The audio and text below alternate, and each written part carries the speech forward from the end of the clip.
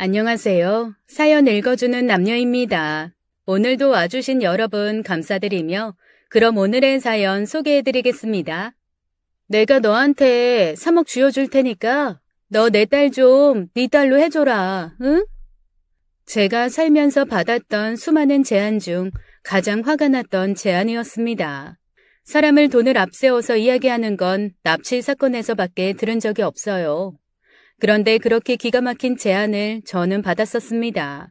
그것도 제 친언니에게서요.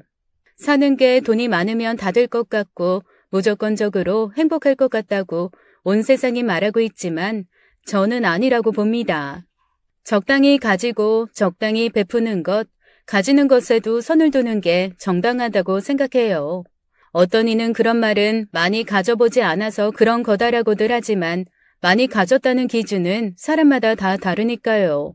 하지만 저는 제 인생에 있어서 넘치게 가진 사람이라고 생각합니다. 지금의 제 딸아이를 가졌으니까요. 돈돈거리던 저의 1살 터울 친언니는 어릴 적부터 유난이었습니다. 어릴 적부터 우선순위가 돈이었어요. 엄마, 나 교복 바꿔줘. 지금 입고 있는 교복은 구리단 말이야. 잘 사는 집 애들이 따로 맞추는 가게가 있어. 나도 거기서 맞출래. 그래야 걔들이랑 나랑 레벨이 맞지. 바꿔줘.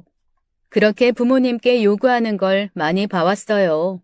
그래서 들어주다 지쳐 들어주지 않으시면 언니는 부모님 지갑에 손을 대서라도 원하는 걸 얻어야 하는 사람이었습니다. 그래서 혹시라도 어긋날까봐 부모님은 주는 쪽을 택하셨어요. 혼을 내보기도 하셨는데 혼을 냈을 때 언니가 바로 가출을 해버렸습니다. 아휴, 네 언니는 어디로 튈지 모르는 애라서 혹시나 집 나가서 나쁜 일 당하고 어떻게 돼버리기라도 할까봐 조마조마야. 저리 폭탄 같아서 아주 사는 게 사는 것 같지가 않다 나는. 고쳐지지를 않아. 아빠나 나나 지친다 쟤 때문에. 언니 때문에 부모님이 힘들어하시는 것도 너무 싫었고 그런 언니 때문에 저라도 얌전히 살아야 할 것 같아서 싫었습니다. 그래도 학창시절엔 그나마 봐줄만 했어요. 부모님 울타리에서 정리할 수 있는 선이었어요. 그런데 성인이 되고 시야가 넓어지면서 언니의 아나무인 태도의 범주도 넓어졌습니다. 성인이 되자마자 술이 떡이 되어 들어오는데 그럴 때마다 모르는 남자 등에 엎여 들어왔어요. 계속 남자가 바뀔 줄도 모르고 부모님은 처음 몇 명에게는 차를 대접하고 이것저것 물으면서 좋아하셨습니다. 언니가 진지하게 만나는 남자친구인 줄 알고 말이죠. 하루 만나 간보고 내쳐버릴 수많은 남자들 중 한 명인지도 모르고 말입니다. 성인 되고 대학생활 내내 제대로 공부도 안 하고 술과 남자, 특히 돈 많은 남자만 쫓던 언니는 아주 재빠르게 소기의 목적을 달성했어요. 대학을 졸업하기도 전 제가 막 대학에 들어갔을 때 결혼을 하겠다고 했습니다. 엄마, 아빠, 나 결혼할 거야. 그 사람이 좀 있는 집 자식이라서 예물이랑 혼수 수준이 좀 있는데 우리 이 정도는 해줄 수 있지? 이거 리스트니까 이 정도 생각하면 된대. 반대할 생각 마. 나 아기 가졌어. 그 사람 애야. 그러니까 제대로 얻어 걸렸을 때 빨리빨리 해치워야 돼. 그 사람 집안이 얼마나 대단한 줄 알아? 그 사람 아버지 이름을 대면 사람들이 넙죽넙죽 인사를 다 한다니까. 그래서 급해.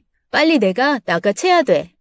결혼을 하고 사랑하는 사람과 행복하게 살고 싶다가 아닌 꼭 귀한 물건을 무슨 수를 쓰던 남들보다 빠르게 낚아채고 싶다 말하는 언니의 모습. 제가 다 질리더라고요. 그렇다고 해서 저희 집이 가난하지 않습니다. 어느 정도 먹고 사는 집안이에요.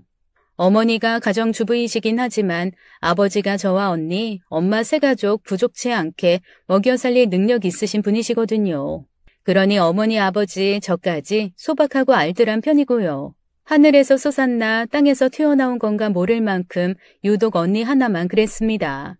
부모님께서 어릴 때는 그런 언니가 엇나갈까봐 걱정을 하셨고 나이가 들고 성인이 되어서 욕심만 더 커져가는 언니를 포기하셨어요. 그래도 결혼하면 나아지겠지, 사랑하는 사람 만나서 사는 건데 달라지겠지 했어요. 그래서 부모님께서 집 담보대출을 받아서까지 언니를 시집보내셨습니다. 무리하게 요구했던 예물 혼수 싹 다 맞춰주셨었어요. 그리고 세상 제일 화려한 결혼식을 했습니다. 제 평생 나이 든 지금까지도 수없이 결혼식을 다녔지만 저희 언니가 했던 결혼만큼 화려하고 욕심이 덕지덕지 가득한 결혼식은 본 적이 없어요. 그래도 이런 게 성공한 건가라는 단모를 의문에 쌓이기도 했죠. 친척분들은 그런 언니가 영리하게 잘 시집가는 거라고들 말했었습니다. 그래, 어차피 결혼해서 살면 다 거기서 거긴데 돈 많고 여유 있는 사람 만나서 심적으로 안정받고 살면 좋은 거지. 제가 여우 같은 게 엄청 영리한 거야. 돈 많은 남자 만나기가 어디 쉬운 줄 알아? 돈 많은 남자가 멍청해서 만나줄 것 같아? 제가 그만큼 그런 능력이 된다는 소리잖아. 잘 된 거야, 잘 된 거. 지 엄마 속을 그렇게 뒤집더니 여태 속썩인 걸 결혼으로 효도하네. 세상에나. 뭐로 가도 서울만 가면 된다고 여태 눈살이 찌푸려지게 산 언니지만 결혼을 부자랑했으니 장땡인 건가 참 아이러니했죠. 그래도 언니가 집에서 나가니 서운하고 빈자리가 느껴지기는 했습니다. 매일 언니 보면서 속 터지던 엄마께서도 우시더라고요. 그런데 나중에 알았어요. 그런 감정의 과정들이 서운함이 아니라 통쾌함이었다는 걸요. 며칠 서운하다가 속 시끄럽게 하는 사람 없으니까 그렇게 살만한 게 없더라고요. 밤만 되면 안 들어오는 언니 때문에 역까지 걸어나가고 전화통 붙들고 있던 부모님을 안 보게 되어서 좋았어요. 언니 때문에 밤에 일이 생기니까 부모님이나 저나 저녁은 늘 안 먹었었거든요. 언니 나가고 좀 지나서는 식구 셋이서 외식도 하고 밥도 잘 차려 먹고 했습니다. 그제야 좀 사는 것 같고 살만 나더라고요. 언니가 결혼을 하고 1년이 채 안 되었을 때였나 그날도 평소처럼 부모님과 앉아서 여유롭게 저녁 식사를 하고 있는데 벨이 울렸습니다. 그리고 희미하게 아기 울음소리도 들려왔어요. 이 시간에 올 사람이 없는데 무슨 일인가 하고 나가보니 언니가 서 있었어요. 그리고 태어난 지 얼마 되지도 않은 조카를 안고 말입니다. 언니, 이 늦은 시간에 연락도 없이 무슨 일이야? 날도 추운데 애까지 데리고. 형부랑 또 싸웠어? 그래서 갑자기 온 거야? 왜 또? 그러자 언니는 막아선 저를 제치고는 터벅터벅 집 안에 들어와 제게 아기를 안겨주고는 제 식탁 자리에 앉아서 미친 듯이 밥을 먹었습니다. 배고파서 죽는 줄 알았다면서 우걱우걱 우악스럽게도 먹는데 저를 비롯해 부모님까지 굳어서는 그런 언니를 멍하니 바라보았어요. 언니는 어느 정도 배를 채웠는지 수저를 탁 내려놓고 한다는 소리가 나 이혼당했어. 위자료 줄 테니까 꺼지라더라. 그지 같은 자식. 알고 보니까 그 집 그렇게 부자도 아니야. 중소기업쯤 되려나? 어쩌다 어중간하게 성공한 집안인 거지. 시집 가서 보니까 뭐든 다 죄다 빚을 깔고 있어. 불안해서 살아 어디? 그리고 나중에는 치사하게 굴더라. 이 애가 자기 애가 맞냐면서 화를 내질 않나? 남의 새끼 못 키운다고 내쫓았어. 그러니 내가 뭐 아쉬울 거 없으니 그냥 나왔지 뭐. 그지 같은 것들.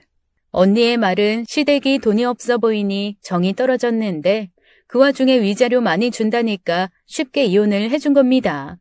그래서 이건 아닌 것 같아서 형부에게 전화를 했죠. 그런데 형부의 말은 좀 달랐습니다. 처제한테 이런 말하기 그런데 그 여자 제대로 정신 나갔어. 그 애 정말 내 아이 아니야. 그 여자 결혼하고 내가 자기가 생각하는 만큼 충족이 안 되니까 다른 남자 만나고 술 먹고 다녔다고. 그게 결혼한 유부녀가 할 짓이야? 그리고 애를 봐봐. 나랑 전혀 안 닮았잖아. 심지어 처제 언니도 안 닮았어. 너무 뻔하지 않아? 유전자 검사해볼 것도 없이 내 새끼 아니라니까? 불명예. 그래서 내가 유전자 검사를 좀 해보자니까 언니가 자기 무시하냐면서 길길이 날뛰고 모독이라니 어쩌니 난리를 치는데 미친 것 같아. 이래저래 정도 다 떨어지고 그 여자랑 더는 살기 싫어서 내가 이혼하자고 했어. 그랬더니 순순히 이혼은 못 해주겠대. 원하는 만큼 위자료 줘야 헤어지겠다잖아. 우리 부모님도 그 여자한테 제대로 질렸어. 그래서 안 돼, 더는 못 살아. 어쩌면 처음부터 그렇게 만나면 안 되는 인연이야. 나랑은 끝났어. 다시는 나한테 연락하지 말라고 전해줘. 뭐 아마 돈 떨어지면 또 그럴 거야. 처제도 미안하지만 연락하지 말아줘. 형부는 언니에게 질려버렸다는 듯이 말했고 저는 언니의 편을 들기에는 저도 이해가 가는 것들이 있기에 더는 말을 이을 수가 없었습니다. 언니의 경솔한 선택에 화가 나서 형부와 전화를 끊자마자 처음으로 한 소리를 했어요. 언니, 정말 이 아이 형부 아이 아니야? 진짜 딴 남자 아이야? 우리한테는 솔직하게 말해봐. 나야 모르지. 그렇게 생각하면 그런 거고 아니면 아닌 거고. 저도 모르게 화가 나서 언니의 뺨을 때렸고 부모님이 쫓아와서는 말리셨습니다. 아마 안 말리셨으면 반은 죽여놨을 거예요. 그동안 그래도 언니라고 많이 봐줬는데 제가 유단자거든요. 참고 참다가 결국 터져서 그날 뺨을 수십 대는 쳐댔습니다. 제발 정신 차리고 살라고 말이죠. 때려서 말들을 인간이었으면 진작에 후두려 팼겠지만 말입니다. 그 일이 있고 언니는 정신이 제대로 나간 듯 했어요. 새벽에 온 가족 다 들리도록 흐느끼면서 우는 거예요. 그래서 저나 부모님이 놀라서 깨서는 언니를 달래기도 했습니다. 방법이 안 먹히니 동정심을 이용하기로 작정한 거죠. 그렇다 보니 조카는 거의 제 품에 있었고 부모님은 언니를 걱정했습니다. 제가 이혼당하고 정신적으로 제대로 충격을 받은 모양이야. 내일 정신과에 상담이라도 받으러 가야 되겠어. 쟤 저러다가 뭔 생각을 할지 몰라서 내가 겁이 나서 위험한 물건은 다 치웠다. 찬장 위에 칼이랑 가위 있으니까 필요하면 거기서 꺼내서 쓰고 다시 그 위에 올려놔. 알겠지? 혹시나 나 없을 때 네 언니 나가려고 하거든 못 나가게 하고. 괜히 밖에 돌아다니다가 나쁜 생각할까 봐 걱정이니까 좀 신경 써주자. 그래도 애까지 낳았는데 이혼당했으니 속이 어쩌겠어. 말만 독하게 하는 거야 말만. 속은 우리보다도 더 썩어날 것이 분명해. 아무리 그래도 네 언니가 기댈 때가 우리밖에 더 있겠어?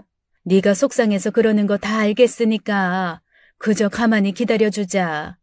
이제 애까지 있는데 정신 차리고 살 거야.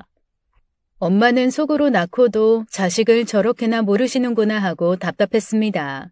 저는 그렇게 정신 놓은 척을 하는 언니를 안쓰러워하기보다는 저 언니가 또 언제 다른 꿍꿍이를 보일까 그런 걱정만 했어요. 언니의 인생에 있어서 늘 분기별로 사고를 치는 인간이었으니까요.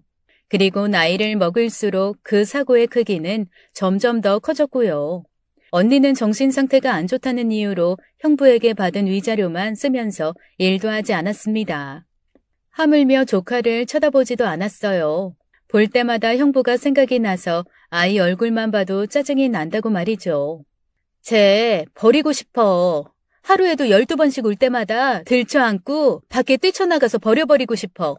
내가 낳았지만 정이 하나도 안 가. 그리고 난 제 엄마하기도 싫어. 제가 내 인생 다 망친 것 같아.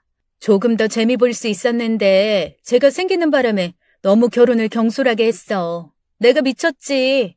그 자식 돈 있는 척하는 거 걸러서 볼 수 있었는데. 사기꾼 자식. 애가 울어도 그냥 두고 배고파해도 아무것도 해주지 않아서 하는 수 없이 제가 학교 수업에 갔을 때에는 부모님이 봐주시고 제가 수업이 끝나고 오면 제가 주로 봤어요. 거의 제가 돌보았다고 해도 과언이 아니었습니다. 그런데 낳은 정이 없어도 정이 가는 게 있는지 조카가 너무 예뻤어요. 특히나 다른 사람이 돌보면 울고 엄마인 언니가 만져도 우는 애가 제가 쳐다만 보면 웃는 거예요. 제가 돌봐야 울지 않으니까 더더욱 자연스럽게 제가 돌보게 되었습니다. 나중에는 제가 조카가 보고 싶어서 학교 끝나고 약속도 모두 취소하고 늘 집에 빨리 달려왔었어요. 조금이라도 더 빨리 더 많이 보고 싶어서 말입니다. 그러다 대학생활 끝물에 지금의 남편을 만나게 되었어요.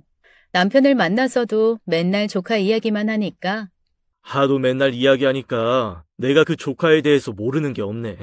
나랑 만날 때도 무슨 집에 애기 혼자 두고 온 엄마처럼 발을 동동동. 그럴 거면 다음에 나올 때 그 조카 안고 나와. 같이 있는 내내 불안해하는 거 보기 힘들어 죽겠으니까. 그 당시 남편이 하도 짜증이 나서 그냥 던진 말이었거든요. 그런데 진짜 제가 조카를 업고 나온 겁니다. 진짜 그렇게 나올지는 몰랐어서 남편의 턱이 한참 아래로 빠져 있었던 기억이 있어요. 그래도 불편해하지 않고 저처럼 조카를 반겨주었어요. 그렇게 셋이서 데이트를 하고 돌아다니니까 사람들이 신혼부부인 줄 알더라고요. 아이고, 아기가 아빠를 아주 쏙 빼닮았구만. 나중에 커서 대단한 장군감이 되겠어. 여자애한테 장군이라뇨. 하긴 여장군 되지 말라는 법 없긴 하네요. 그때 당시에 저나 남편이나 겨우 20대 초반이었어요. 그러니 꼭 소꿉놀이 하듯이 그 상황들을 즐겁게 보냈었습니다. 나중에 어떻게 될지는 하나도 모르고 말이죠. 남편과 제가 연애를 하는 내내 늘 조카가 함께 있었습니다. 그래서 자연스럽게 남편도 정이 들었었죠. 그때는 남편과 그렇게 오래 만날지도 몰랐었고 결혼까지 갈지도 몰랐었어요. 그러다 조카가 초등학교에 들어갈 무렵에 그때까지 위자료를 쓰며 놀던 언니가 위자료가 다 떨어졌는지 부모님께도 손을 벌리고 있었습니다. 그래서 언니에게 말했어요. 대체 언제까지 이렇게 살 건데? 언니 딸 이제 초등학교 들어가는데 계속 모른 척하고 살 거야? 애 잘 키워야지 엄마로서. 이제라도 정신 좀 차리고 살아. 그리고 엄마 아빠 통장은 왜 언니가 궁금해하는 건데? 솔직히 말해봐. 전에 형부가 언니한테 위자료 얼마 준 거야? 얼마를 줬길래 벌써 다 쓰고 또 손을 벌리는 건데. 2억 받았지. 제발 이혼해달라고 사정사정하면서 고작 그 돈 쥐어주더라. 그런데 그놈 그 돈도 겨우겨우 짜낸 돈일 거야. 그래서 어쩔 수 없이 내가 그거 먹고 떨어진 거지. 더 짜서 나올 게 있었으면 내가 더 붙어 있었겠지. 그렇게 빨리 이혼했겠어? 이제 돈까지 없으면 나는 어떻게 살라고. 어떻게 살긴. 돈이 하늘에서 그냥 뚝 떨어지는 거야? 하긴 언니는 여태 늘 돈이 하늘에서 그냥 뚝 떨어졌었지. 오죽했겠어. 어련하시겠냐고. 엄마 아빠 통장 내가 다 묶어놨으니까 언니한테 줄 거 더는 없어. 집에서 내쫓지 않는 것만으로도 감사하면서 직장을 새로 찾던지 마기를 해서라도 언니 손으로 직접 돈 벌어. 한심하다 정말. 그러자 언니는 저의 충고에도 아랑곳하지 않고 다른 계획이 있다는 헛소리만 늘어놓았습니다. 잉여인간처럼 매일 할 일 없이 시간만 보내던 언니는 어느샌가부터 바빠지기 시작했어요. 집에 처박혀서 밥도 제대로 안 챙겨 먹고 매일 돈만 들고 나가서 게임을 하는 건지 도박을 하는 건지 돈만 쓰면서 말라갔었는데 어느샌가부터 치장을 하기 시작하고 일도 새로 시작한다는 겁니다. 가진 돈 다 날려서 진짜 돈이 궁해져서 그런가 보다 했어요. 부모님께는 제가 언니에게 절대로 돈을 주지 말라고 그랬었거든요. 그래서 이제야 정신 차렸나 보다 했습니다. 들어보니 언니가 동네에 크게 생긴 커피숍에서 일을 한다는 거예요.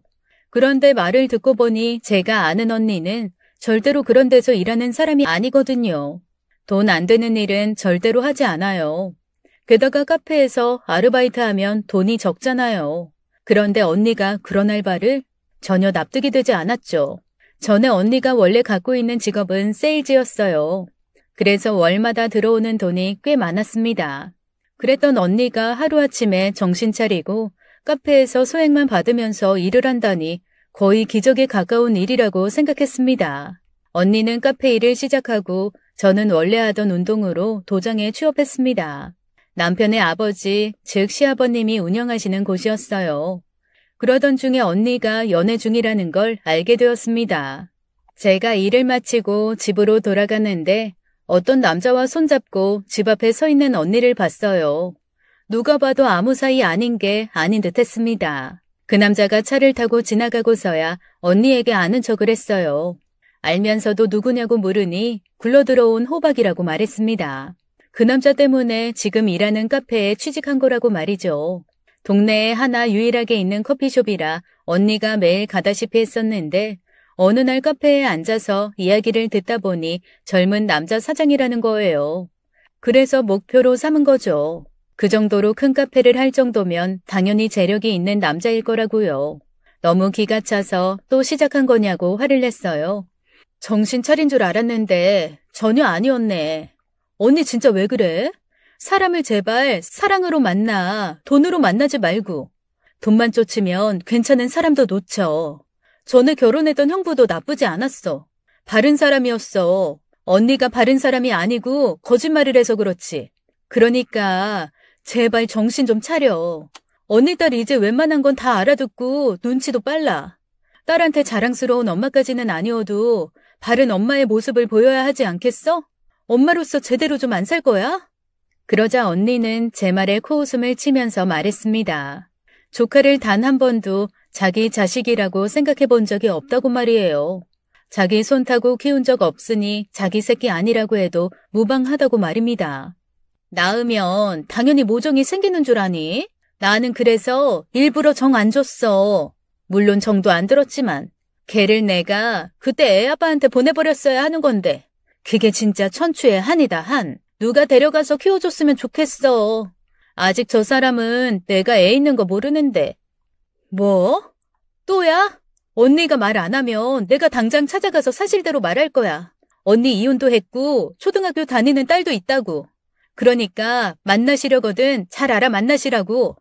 언니 그거 사기야 사기. 만나는 상대한테 당연히 그 정도는 말을 해주는 게 예의지. 내일 당장 말해. 안 그럼 나 정말 바로 달려가서 다 말해버릴 거니까. 그러던 중에 제가 매일 일하면서 시아버님을 마주하다 보니 아버님께서 이럴 거면 결혼을 일찍 하는 게 어떻겠느냐고 말씀해 주셨습니다. 김사범, 이럴 거면 빨리 우리 아들한테 와서 같이 운영하고 여태 지내온 것처럼 사는 게 어떨까? 너희는 언제 결혼해도 이상할 게 없잖아. 결혼해도 어차피 여기 도장에서 일할 거고 매일같이 출근하고 퇴근하고 하루 일과가 다 똑같으니 말이야.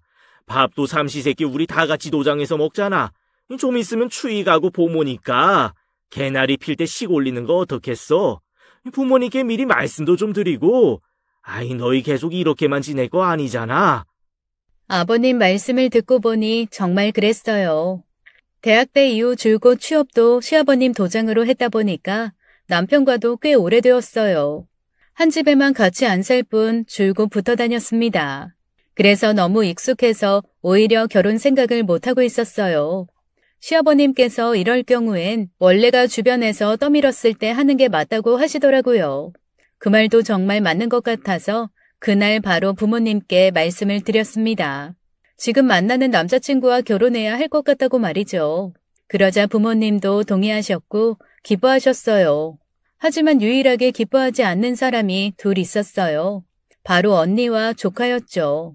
언니는 이제 엄마 역할 할 사람이 없어지니 그랬고요. 조카는 완전히 저와 떨어져 지낼 생각에 서운해서 울더라고요. 뭘 또 울어. 이모 결혼해도 맨날 도장으로 놀러 오면 돼. 이모부도 너 좋아하고 그러니까 상관없는걸? 달라지는 건 하나도 없어. 그저 이모랑 같이 못 자는 것밖에는. 그리고 주말에도 이모랑 이모부랑 놀러가고 다 하면 돼. 그러니까 그만 울어. 뚝. 저는 말로는 괜찮다고는 했지만 예뻐하는 조카가 닭똥 같은 눈물을 뚝뚝 흘리면서 우니까 당연히 가슴이 아팠죠. 이 녀석 진짜 내가 다 키웠는데 꼭 제가 시집 가는 게 아니라 조카를 시집 보내는 기분이 다 들었다니까요. 그래서 제가 결혼 준비를 하는 내내 서운하지 않게 조카를 데리고 다녔습니다. 그렇게 같이 다니니까 웨딩 담당하시는 분들이 저와 남편이 애를 먼저 낳아놓고 결혼식을 늦게 올리는 줄 착각하더라고요. 처음에는 아니라고 구구절절 설명을 드렸었는데 그렇게 설명을 드리면서 돌고 돌다가 그 이후로 할인을 해주신다는 겁니다. 신랑 신부님 같은 경우에 분들 정말 많으세요. 결혼식이 꼭 빨리 해야 할 필요는 없다 보니까 일찌감치 아이 낳고 본업 충실히 하시다가 여유 생기실 때 결혼하시는 신랑 신부님 많으십니다. 자녀가 중학생이신 분들도 있으시더라고요. 그래서 저희가 그런 분들을 위한 할인 행사도 진행하고 있거든요. 특별히 원래 금액에 40% 할인해 드릴게요. 그때 제가 아니라고 설명을 막 하려는데 옆에 있는 조카가 제 팔을 꼭 누르면서 고개를 절레절레 흔드는 겁니다. 그냥 할인 다 받으라는 식으로 말이죠. 그래서 조카 덕에 꽤나 저렴하게 식을 준비하게 되었습니다. 아까 왜 그랬어? 이모 돈 있어. 이모부도 돈 있고. 거짓말까지 해서 할인받지 않아도 돼. 그렇게까지 안 해도 되는데 왜 그랬어? 꼭 너 이용해서 아낀 것 같잖아. 뭘 날 이용해서 아껴. 왜 그렇게까지 생각해? 내가 어려서 이모 결혼하는데 하나도 해줄 게 없어서 미안했는데 이렇게라도 해줄 수 있어서 나는 너무 좋은데? 그냥 편하게 내가 주는 선물이라고 생각해줘, 이모. 다시 한번 결혼 축하해. 조카의 의젓한 말에 저는 당황했고 저희 남편은 감동해서 울었어요. 어린애가 철이 너무 빨리 든 것 같다고 어떻게 그런 감동스러운 말을 술술 하냐고 말이죠. 그만큼 우리 부부에게 조카는 소중하고 특별했습니다. 그렇게 감동의 결혼식을 준비하던 중에 언니가 갑자기 폭탄 선언을 했어요. 본인도 재혼하고 싶다고 만나는 사람과 재혼할 거라고 말이죠. 나 재혼해. 지금 만나는 사람이랑 재혼할 거야. 그 사람도 나랑 재혼하고 싶대. 전에 결혼한 놈이랑은 차원이 달라. 나한테 바라는 거 구구절절 없어. 나한테 바라는 건 딱 하나뿐이고 그것만 들어주면 바로 결혼할 수 있대. 혼수 예물 이런 것도 준비할 필요 없대. 어차피 자기가 돈 있다고 하면서 얘 결혼 준비하면서 나도 재혼 준비할 거야. 알아두라고 말해주는 거야. 그래서 저는 언니에게 물었습니다. 그때 내가 말했듯이 조카가 있다는 걸 그 남자에게 분명히 말했느냐고 말이죠. 그러자 언니가 당당하게 다 말했다는 겁니다. 초등학교 다니는 딸이 있다고 했다고 말이죠. 눈빛을 보니 진짜 거짓말은 아닌 것 같아서 다행이었어요. 아이가 있다고까지 다 솔직하게 말했는데도 결혼하자고 하는 거 보면 언니를 많이 사랑하는구나, 조카를 품어줄 생각이 있는 사람이구나 하고 말이죠. 그리고 언니가 허투루 나이를 먹지는 않았구나라고 안심이 되었어요. 결혼 약속까지 다 받아서인지 언니는 그날 이후로 유독 조카를 잘 챙겼습니다. 둘이서 미용실을 다녀오기도 하고 목욕도 다녀오고 죽어도 안 가던 모든 곳들을 둘이서 다니는데 그 모습에 어색해하던 조카도 친엄마가 가까워지려 노력을 하니 좋아 보였어요. 결혼을 앞둔 저도 뿌듯했습니다. 지난날 어찌 되었던 지금 언니가 정신 차리고 잘 살려고 노력하니까 다행이라고요. 그렇게 언니는 제가 결혼 준비를 하는 내내 조카와 가까워지려고 노력만 했습니다. 그리고 본심은 따로 숨겨둔 채 말이죠. 제가 정확히 결혼을 3일 정도 남겨둔 그날 언니가 제게 다가와 말했습니다. 3억을 줄 테니 조카를 제 아이로 키워달라고 말이죠. 저는 너무 얼토당토 않는 말에 처음엔 그저 웃었어요. 농담하는 줄 알았거든요. 원래가 엉뚱하고 뜬금없는 말들을 수도 없이 하는 사람이라 그런 말들 중 하나인 줄 알았습니다. 매일 입버릇처럼 조카를 남에게 주고 싶다, 줘버리고 올 거라는 말들처럼 말이죠. 언니가 보기에는 제가 조카를 내내 잘 키워주었으니 저만한 엄마감이 없다고 지가 제멋대로 판단을 해버린 겁니다. 제가 안 그랬으면 정말 남한테 줘버렸을 매정한 엄마예요. 농담인 줄 알았던 언니는 무슨 서약서까지 써온 겁니다. 제가 3억을 받으면 무조건 조카를 친자식으로 키워줄 거라는 서약서요. 정말 제대로 미친 것 같아서 그 자리에서 서약서를 찢어버렸습니다. 와, 언니는 내가 생각했던 것보다도 훨씬 최악이다. 어떻게 하다 이런 기발한 쓰레기 짓을 할 수가 있어? 자기가 낳은 자식 꼴랑 3억에 팔아먹겠다는 소리 아냐. 왜? 솔직히 말해. 그 남자한테 애 있다는 소리 안 했지? 그래서 아이 없는 척 그 사람한테 시집 가려고 이러는 거지 지금? 아니야. 진짜로 그 사람한테 다 말했어. 그런데 결혼 준비하면서 그 사람 마음이 바뀌었대. 아이가 어린 것도 아니고 전남편 자식이라 마음으로 품을 자신이 없대. 그래서 아이를 내가 양육하지 않는 조건으로 나랑 결혼을 하겠대. 만약 그러지 않으면 파혼하고 싶다고 하잖아. 그럼 내가 어떡해. 나 그 사람 많이 사랑해. 이번에는 돈만 쫓은 거 아니야. 정말이야. 진짜라니까. 그래서 그 사람이랑 제대로 가정 꾸리고 행복하게 살고 싶어. 시댁에서도 내가 결혼했다는 거, 아이 있다는 거 다 알아. 그런데 그 사람처럼 아이만 정리하래. 그 사람 집안에는 남의 자식 못 들인대. 차라리 처음부터 이렇게 솔직하게 말해주는 게 낫지 않겠어? 가식적으로 억지로 남의 자식 키워준다고 했다가 정 떨어져서 버리는 것보다야 솔직하고 훨씬 낫지. 그러니까 네가 내 애 좀 데려가 주라. 지금 타이밍 얼마나 좋아. 너 결혼하지, 번듯한 직업, 벌이 있지. 그리고 애가 너 친엄마처럼 따르고 네 남편이랑도 나보다도 더 친하잖아. 그러니까 네가 입양한다는 생각으로 제발 데려가 주라. 3억이면 정말 괜찮은 조건이지 않아? 내가 너라면 얼씨구나 하고 데려가겠다. 내가 이혼할 때 받은 위자료도 고작 2억이었어. 3억이면 너 로또 맞은 거야. 아무리 나이를 처먹어도 아직 철이 안 든 언니의 그 말에 기가 찰 노릇이었습니다. 그런데 그때 탁 하고 문이 닫히는 소리가 났어요. 그리곤 조카 방문이 열리고 닫히는 소리가 연이어 들렸습니다. 저와 언니가 밤늦게 나눈 대화를 조카가 분명 다 들은 눈치였죠. 잠깐만. 내가 당연히 그 제안은 안 받아들일 거지만 이거 하나만 묻자. 그 3억은 어떻게 준비해 줄 건데? 언니 돈 없는 거 내가 뻔히 아는데 어디서 구해서 줄 거야? 또 부모님이야? 아니면 빚을 질 거야? 아니야, 그런 거. 그 돈은 그 사람이 준비해 준다고 했어. 아이만 안 데려올 수 있으면 바로 보내주기로 나랑 약속했어. 이 제안도 그 사람이 한 거야. 애만 없으면 내가 완벽하다고, 너무 좋다고. 너무 사랑한다고, 빨리 결혼하고 싶다고 그랬단 말이야. 그러니까 내가 오죽하면 너한테 이런 부탁을 다 하겠어? 네가 계약서 사인만 하면 너한테 바로 3억 들어오는 거야. 너무 괜찮잖아. 언니, 그런 제안을 하고 그렇게 말하는 사람이면 그 사람도 제정신 아니야. 너무 별로인 사람인 거라고.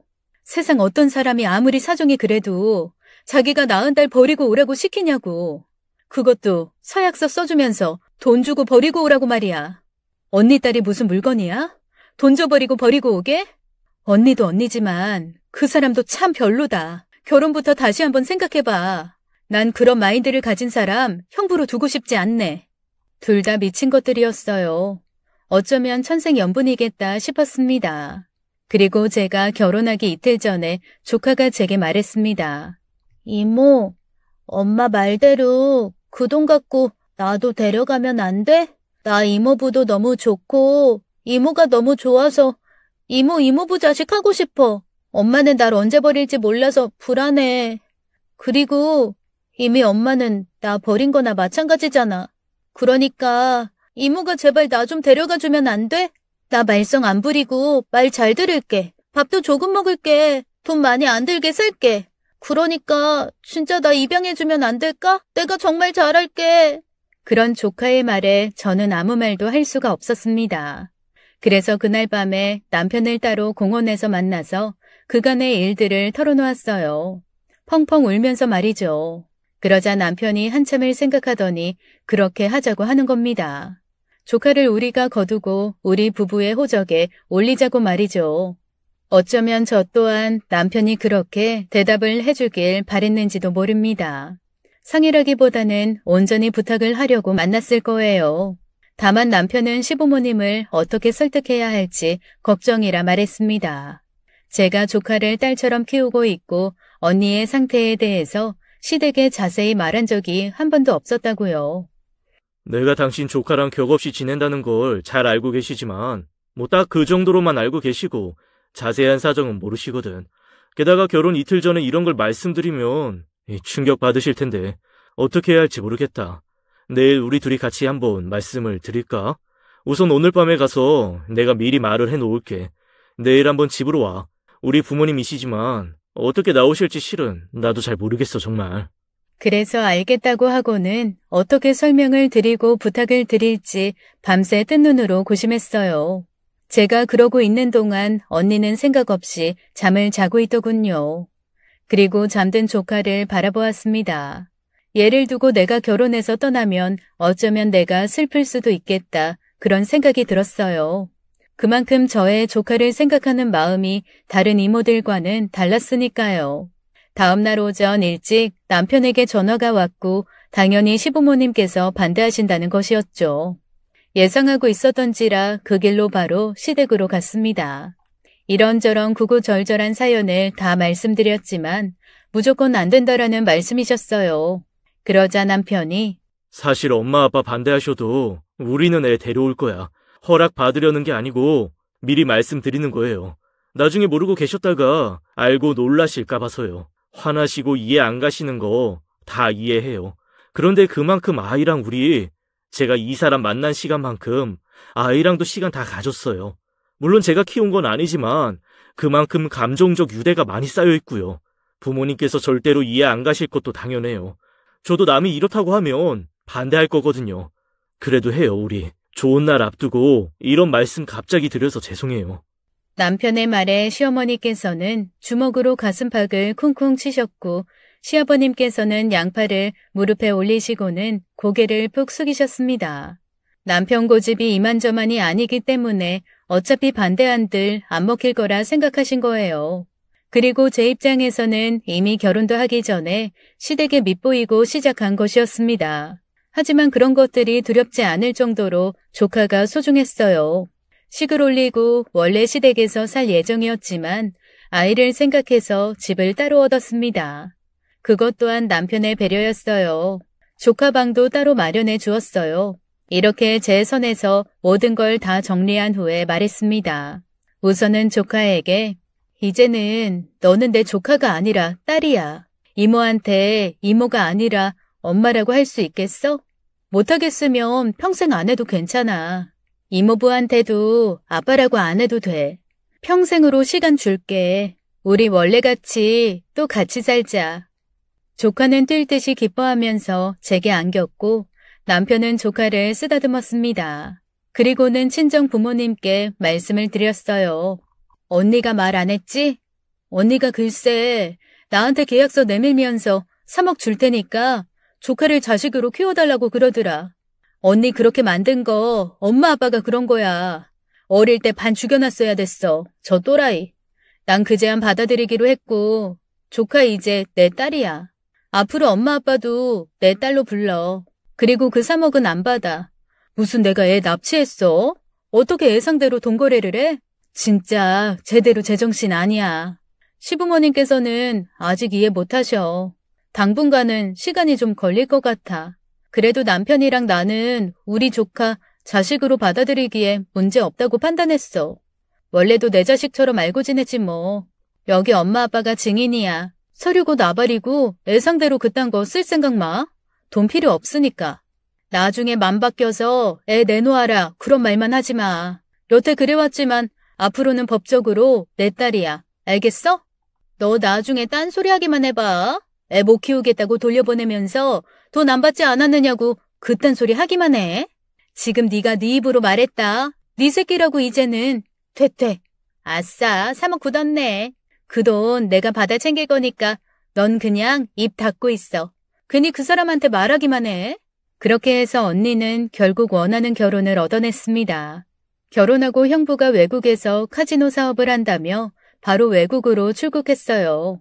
부모님도 어찌되었던 거머리 같은 언니가 그렇게나마 정신 차리고 정착해서 그저 다행이라고만 하셨습니다. 저 또한 그런 언니가 제발 잘 살기를 기원했어요. 제발 돌아오지 말아달라고 말입니다. 내가 이렇게까지 해줬으니까요. 얻는 게 있다면 잃는 게 있듯이 반대로 잃는 게 있다면 얻는 것도 있고요.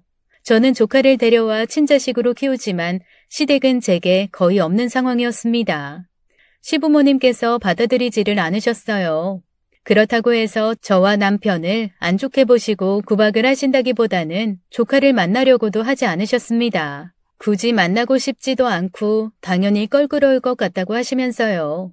그리고 더더욱이 저는 도장일로 매일매일 시아버님을 뵙고 있기 때문에 감정적인 불편함이 이만저만이 아니었습니다. 도장에서 내내 살얼음판을 걷다가 집에 와서 조카 얼굴을 보면 또 풀어지고 그런 식이었어요. 그리고 눈치 빠른 조카가 이걸 눈치를 챈 건지 어느 날에는 저와 남편이 도장일이 끝나기 1시간 전에 일부러 도장으로 찾아왔습니다. 학교가 끝나고 바로 온 거라면서 일부러 시아버님께 꾸벅 인사를 하더라고요. 할아버지, 안녕하세요. 저는 엄마 아빠 딸이에요. 이렇게 만나 뵙게 돼서 반갑습니다. 잘 부탁드립니다. 딸아이의 능숙한 인사에 방금 전까지 표정이 안 좋으시던 시아버님께서 그래도 아이 앞에서 내색을 하실 순 없으니 웃으며 받아주셨어요. 조금은 안쓰러웠던 것이 조카였던 딸아이가 어쩌면 인정을 받기 위해서 저런 노력까지 한다는 것이 마음에 쓰였습니다. 그래서 셋이서 같이 집에 돌아가면서 말했어요. 그렇게까지 안 해도 돼. 너는 아직 어린이잖아. 어른들 마음 이해하려고 노력할 필요 없어. 그럼 네 맘이 너무 안쓰럽고 그런 널 보는 이 엄마 맘이 조금은 슬퍼. 내가 좋아서 하는 거야. 나는 할아버지 좋아. 노력해서 날 좋게 보시면 더 좋을 것 같아. 그리고 평생 안 뵙고 살 수는 없는 거잖아. 아빠의 아빠잖아. 그런데 나 때문에 거리를 두면 내가 또 속상해. 나도 슬퍼. 남편은 그냥 두자고 그랬어요. 그렇게라도 마음이 편해진다면 아무 상관없다고 말이죠. 그렇게 딸아이가 1년간 애쓴 결과 시아버님과의 거리는 정말 많이 좁혀졌습니다. 손주로 인정한다까지는 아니지만 적어도 이전보다는 호칭에서부터 달라졌죠. 도장 윗건물 당구장 사장님이 시아버님을 찾아왔다가 제 딸아이를 보고 이 아이는 누구냐고 물으니 얘? 우리 손녀. 어쩌다 큰 손녀가 갑자기 생겨버렸어. 그런 식으로라도 꼭 말씀을 해주셔서 너무 감사했습니다. 그리고 우리의 딸로 10년 하고도 2년이 더 지나서 딸아이는 일을 할 수 있는 나이가 되었어요. 원래는 저와 남편처럼 운동 쪽으로 가겠다고 했지만 도중에 고등학생쯤 다리 부상이 생기면서 운동을 접고 한동안 고민을 많이 했었어요. 본인이 공부 쪽으로 다시 택하고 미치도록 노력을 하더라고요. 그래서 남들보다는 어쩌면 조금 늦게 대학을 가고 대학교 과정을 마치고는 언론 관련 평론을 하는 일을 하게 되었습니다. 저나 남편이나 글과는 거리가 한참 먼지라 딸아이가 정확히 무슨 일을 하는 건지 알게 된 지는 얼마 되지 못했어요. 그냥 평가 같은 거라는데 들어도 모르겠더라고요. 대단한 일이지만 그래도 돈은 안 되는 직업이다 싶었어요. 열심히 일하는 것 같은데 돈도 별로 안 쓰고 월급도 얼마 안 되는 것 같더라고요. 자린고비 저리 가라 엄청 아끼면서 사는데 그 모습이 안타까웠는지 남편이 용돈을 몰래 찔러주기도 했었습니다. 얘가 하는 일이 너무 궁금해서 내가 물어보니까 주변에 아는 이가 한 명 없대. 하긴 우리 다 운동하는 사람들이니 원. 그런데 원래 글로 밥 벌어먹는 사람들이 가난해. 옛날에는 폐병 앓고 그랬잖아. 당신도 몰래 얘 돈 좀 찔러줘. 나이도 한창인 얘가 꾸미지도 않고 맨날 머스마 마냥 다니고 머리도 댕강 잘라가지고는 나이에 맞게 굴어야지. 안쓰러워. 그래서 저나 남편이나 진짜 돈 안 되는 직업인 줄 알았습니다. 가방도 맨날 에코백 오래된 거 메고 다니고 그 어떤 것에도 돈을 안 쓰더라고요. 그런데 내심 저도 모르게 안심이 되더라고요. 사치 허용 같은 건 유전이 아닌가 보다 언니보다는 진짜 날 닮았나 보다 했습니다. 그러다 남편과 제가 기가 막히게 놀랄 일이 있었어요. 딸아이가 프리랜서라서 따로 세금을 내야 하는데 세금의 금액이 상상 이상인 겁니다. 아니, 벌이도 시원치 않은 애가 무슨 세금을 이렇게 많이 내는 거지? 개인적인 거라서 아무리 딸아이여도 통장 잔고를 확인하거나 그러지 않아요. 사회초년생이기도 해서 수습 월급이라 생각해 당연히 얼마 안 될 거라 단정지었거든요. 그래서 조심스럽게 딸아이에게 물었어요. 일하는 거 벌이가 정확히 어느 정도 되느냐고 말이죠. 그러자 벌이를 묻는 제게 딸아이는 통장 하나를 건넸습니다. 엄마, 이거 딱 3억이야. 엄마 내 친엄마한테 돌려줘. 내가 돌려주는 게 맞는 것 같아서 내내 모았어. 이제 만기 돼서 딱 날짜가 맞았네. 다행이야. 더 늦기 전에 친엄마한테 돌려주는 게 맞을 것 같아. 저는 좀 당황했어요. 무슨 말을 하는 건지 이해할 수가 없었습니다. 네가 이렇게 큰 돈이 갑자기 어디서 나서? 그리고 왜 네가 죽어라 모은 돈을 언니한테 줘야 하는 건데? 응? 엄마 예전에 나 데려올 때 친엄마한테 3억 받았잖아. 내내 그게 마음에 걸려서 갚으면 안 받은 게 될 것 같잖아. 신경 안 써도 돼. 나 그렇게 힘들게는 안 모았어. 그냥 조금만 아꼈을 뿐이야. 제가 그날 언니가 계약서 운운하면서 돈 줄 테니 딸 데려가라던 그날 역시 딸아이가 저와 언니의 대화를 들었던 거였어요. 그리고 그걸 자신의 빚이라고 여태 생각해 왔던 것 같았습니다. 너무 많이 미안했어요. 그날 짐작은 대략 했으나 변명하지 않은 것에 대해서 말입니다. 그래서 미안하다고 사과를 한 뒤 설명했습니다. 말 안 해서 미안해. 그런데 엄마 그 돈 안 받았어. 이런 상황이 올 것 같아서 안 받았어. 그러니까 이 돈 안 줘도 돼. 네가 힘들게 모은 걸 왜 네 친엄마한테 줘? 나도 주지 말고 네가 가지고 있어. 나는 이것도 모르고 그럼 여태 네가 이거 갚을 생각만 하고 살아왔다는 거잖아. 계속. 아휴, 속상해. 그날 돈을 받지 않았다는 저의 말에 딸아이는 저를 바로 안아주었습니다. 저를 의심하고 돈 때문에 자신을 맡은 거라고 생각하지는 않았지만 그래도 자신을 키우려면 드는 돈이 있기에 받았을 거라고 단정지은 것이 오히려 미안하다고 말하더라고요. 그리고 그 시기에 재혼해서 감감무소식이던 언니가 돌아왔습니다. 그것도 이혼한 상태로 말이죠. 돌아온 언니의 모습에 친정 부모님은 바로 제게 연락을 했어요. 큰일이다. 네 언니 지금 집에 있어. 이혼했단다. 이혼은 그때 재혼하고 1년도 안 돼서 했고 한국으로 바로 안 들어오고 거기서 그냥 지냈대. 위자료로 받은 돈도 다 쓰고 막일 같은 거 찾아서 하다가 도저히 안 돼서 왔단다. 돈 떨어져서 왔나 봐. 오자마자 네 아빠가 택시비 줬다. 어떡하냐 진짜? 아휴. 대단한 부호와의 재혼을 위해서 제게 큰돈을 제시하면서 본인이 낳은 딸까지 줘버린 언니는 그 결혼마저 실패해 돌아왔습니다. 결혼하고 6개월 만에 이혼당했다고 했어요. 외국으로 가서 결혼 생활을 하는 동안 언니의 과거를 지속적으로 들추는 전남편으로 인해 괴로웠고 돈만 보고 살기에는 지옥 같을 만큼 힘들었다고 하더라고요.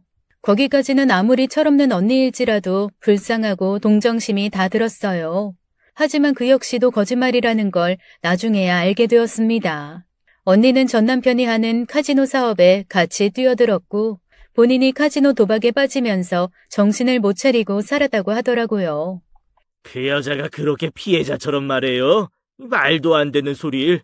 제발 떨어져 나가길 바래서 그나마 줄 필요도 없는 위자료까지 쥐어준 겁니다. 내가 아이 버리고 오면 3억 준다고 했다고요?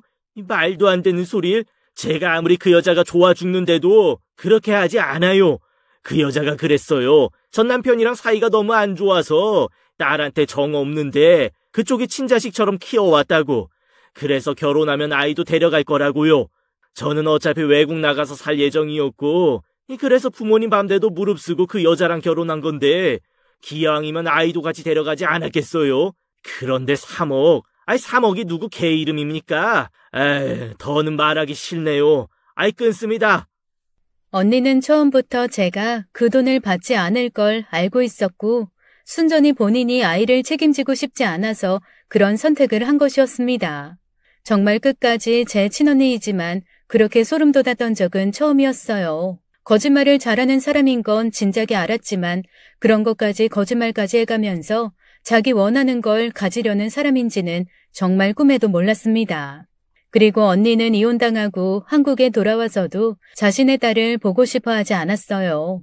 언니, 나는 이제 더는 언니한테 실망할 것도 없어. 그런데 언니 딸은 안 보고 싶어? 언니가 사람이야? 내가 딸이 어디 있어? 네 딸이겠지. 이봐. 내가 나중에 너 말 바꾸지 말라고 그랬어. 안 그랬어? 네 딸이야. 난 딸 같은 거 이 세상에 없어. 돌아온 언니는 나이 50이 되도록 제대로 된 삶을 살지 않았습니다. 이제는 나이가 많아서 재혼도 어려웠고 어릴 때나 잘 쓰였던 거짓말도 금세 들통이 나기도 했죠. 그러다 제 딸아이가 저와 남편에게 집을 바꿔주고 도장을 차려준다는 걸 부모님께 들은 후로 언니가 돌변을 했습니다. 이제 와서 자기 딸을 도로 내놓으라고 화를 내더군요. 내 딸 돌려놔. 이 부부 사기다나. 어디 남의 귀한 딸 데려다가 죽어라 일 시켜서는 너희 배만 불리냐? 정말 너무한 거 아니야? 찾아와서는 밑도 끝도 없이 딸을 내놓으라고 우겨대는데 그때 딸아이가 다가와서 말했습니다. 이모, 지금 뭐 하시는 거예요? 저희 엄마한테. 냉정하게 쏘아붙이는 딸아이의 한마디에 손목을 잡혔던 언니는 털썩 주저앉았습니다. 나이 50이 넘어서야 여태 자신이 얼마나 부질없이 살았는지를 깨달은 듯 했어요. 지금의 언니는 돌아가신 부모님이 남기신 집을 팔아서 작은 복권 가게를 하고 있습니다. 역시나 아직도 허황된 꿈을 놓지 못했구나 싶지만 이전과는 확연히 다른 삶을 살고 있어요. 부지런하고 운영도 잘하고 있고요. 혼자 살 생각에 노후 준비도 제대로 하고 있습니다. 딸아이 또한 최근에 결혼을 하고 예쁜 아들도 낳았어요. 자신을 버린 친모인 언니와는 일절 만나지 않고 있습니다. 저희 부부 또한 그게 맞다고 판단하고 있고요. 결론적으로 저는 언니에게 고맙게 생각하고 있어요. 그렇게 예쁘고 대단한 딸을 알아보지 못하고 정을 주지 않고 저를 준 것을요. 그리고 절 택해준 딸에게 고맙게 생각하고 있습니다. 역시 돈이 다가 아니에요. 돈 이전의 사람이고 사랑이죠. 오늘 사연 어떻게 들으셨나요? 무책임한 엄마 대신 책임감 강하고 사랑 넘치는 이모가 있어서 다행이네요. 아, 이모가 아니라 이제는 엄마라고 해야겠네요.